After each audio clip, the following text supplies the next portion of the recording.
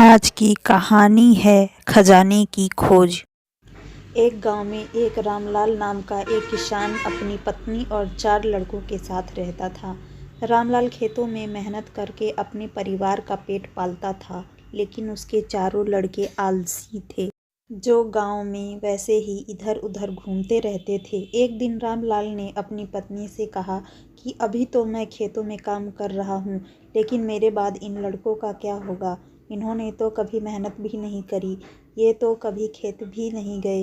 रामलाल की पत्नी ने कहा कि धीरे धीरे ये भी काम करने लगेंगे। समय बीतता गया और रामलाल के लड़के कोई काम नहीं करते थे। एक बार रामलाल बहुत बीमार पड़ गया। वह काफ़ी दिनों तक बीमार ही रहा। उसने अपनी पत्नी को कहा कि वह चारों लड़कों को बुला कर लाए। उसकी पत्नी चारों लड़कों को बुला कर लाई। रामलाल ने कहा, लगता है कि अब मैं ज़्यादा दिनों तक जिंदा नहीं रहूँगा। रामलाल को चिंता थी कि उसके जाने के बाद उसके बेटों का क्या होगा। इसलिए उसने कहा, बेटों, मैंने अपने जीवन में जो कुछ भी कमाया है वह खजाना अपने खेतों के नीचे दबा रखा है। मेरे बाद तुम उसमें से खजाना निकाल कर आपस में बांट लेना।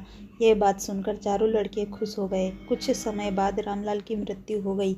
रामलाल की मृत्यु के कुछ दिनों बाद उसके लड़के खेत में दबा खजाना निकालने गए। उन्होंने सुबह से लेकर शाम तक सारा खेत खोद डाला, लेकिन उनको कोई भी खजाना नजर नहीं आया।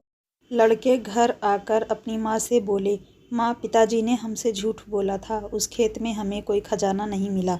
उसकी माँ ने बताया कि तुम्हारे पिताजी ने जीवन में यही घर और खेत ही कमाया है, लेकिन अब तुमने खेत खोद ही लिया है तो उसमें बीज बो दो। इसके बाद लड़कों ने बीज बोए और माँ के कहे अनुसार उसमें पानी देते गए। कुछ समय बाद फसल पक कर तैयार हो गई, जिसको बेचकर लड़कों को अच्छा मुनाफा हुआ, जिसे लेकर वह अपनी माँ के पास पहुँचे। माँ ने कहा कि तुम्हारी मेहनत ही असली खजाना है, यही तुम्हारे पिताजी तुमको समझाना चाहते थे।